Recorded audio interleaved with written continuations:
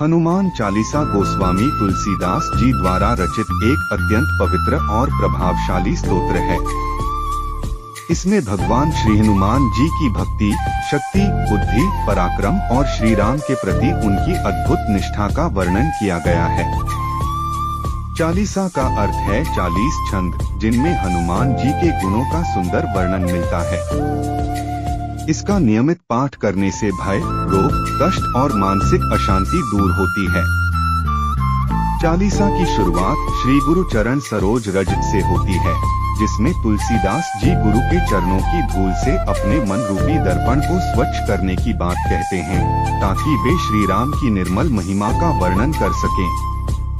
इसके बाद वे हनुमान जी से प्रार्थना करते हैं कि वे उन्हें बल, बुद्धि और विद्या प्रदान करें तथा उनके दुखों का नाश करें।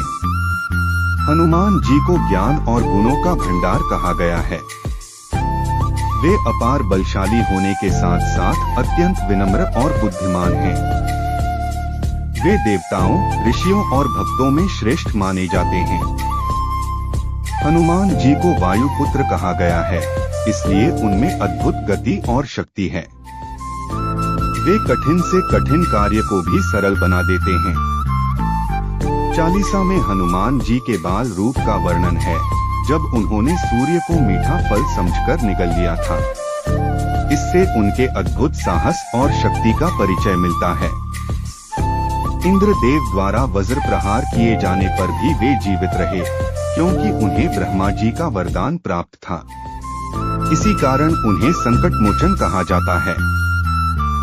हनुमान जी की श्री राम भक्ति चालीसा का मुख्य केंद्र है।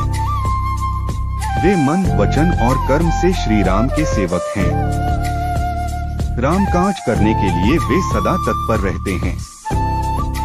लंका जाकर माता सीता की खोज करना, अशोक वाटिका उजाड़ना, रावण की सेना को भयभीत करना और श्री राम का संदेश सीता माता तक पहुंचाना, ये सभी कार्य उनकी निष्ठा और वीरता को दर्शाते हैं।